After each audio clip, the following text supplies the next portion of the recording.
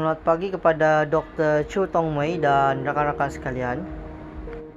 Saya Faiz Mostal, selaku Ketua Syarikat Rempah Homemade dari Seksyen 6 Grup 9, ingin membentangkan Business E-Portfolio Draft Report.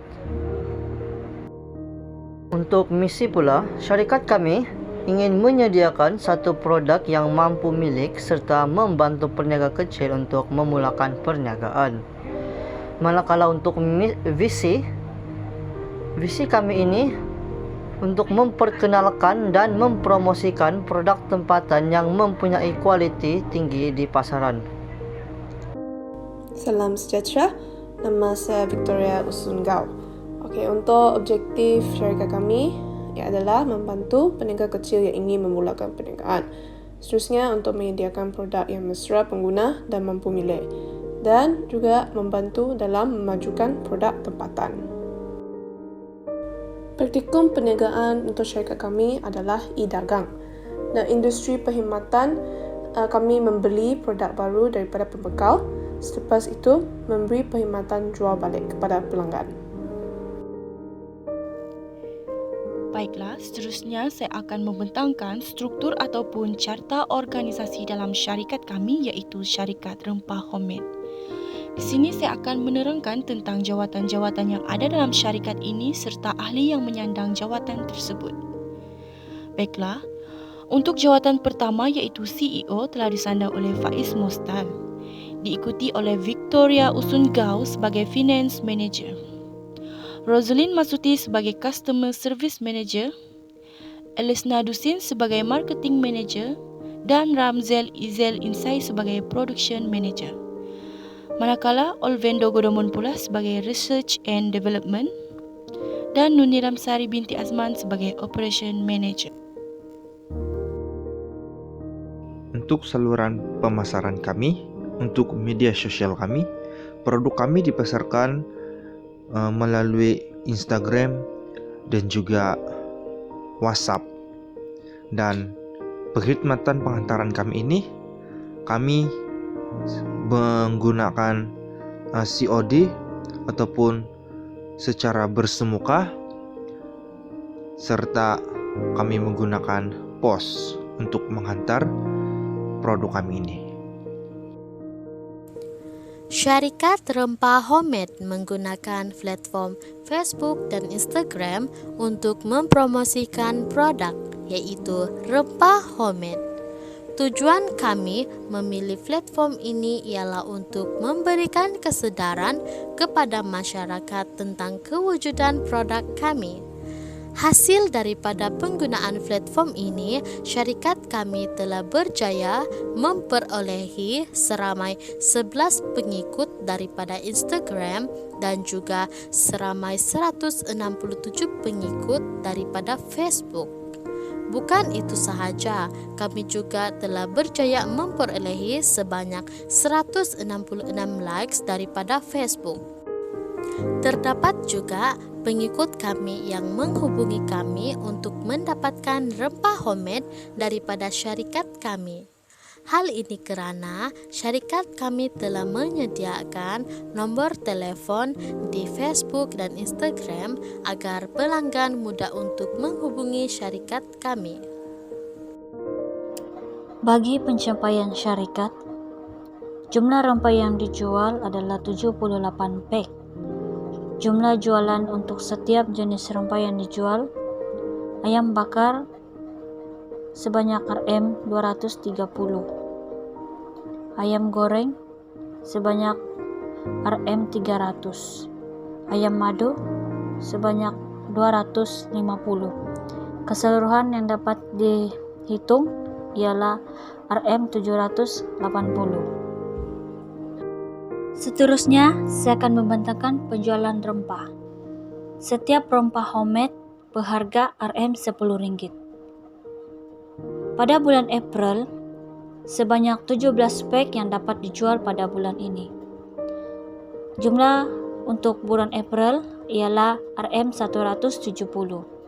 Manakala bulan Mei, sebanyak 23 pack yang dapat dijual.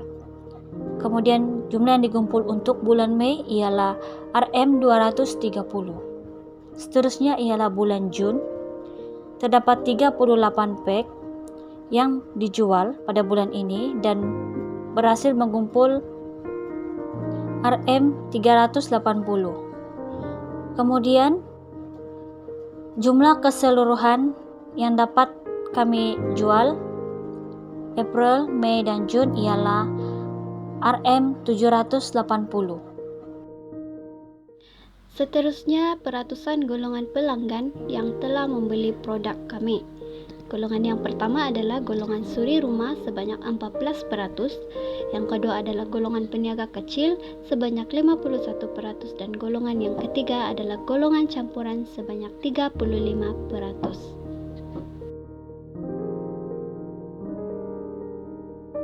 Masalah yang pernah kami melalui dalam menjalankan perniagaan ini salah satunya adalah masalah logistik, iaitu harga postage tidak selaras atas faktor kebergantungan dengan lokasi ahli niaga sebagai penghantar.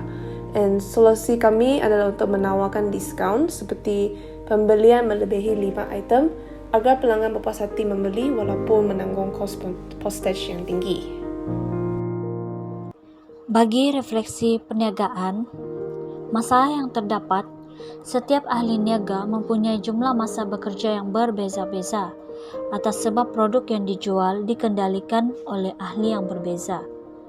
Bagi solusi masalah ini ialah merombak dan mengemas kini semula pembahagian tugas dalam perniagaan.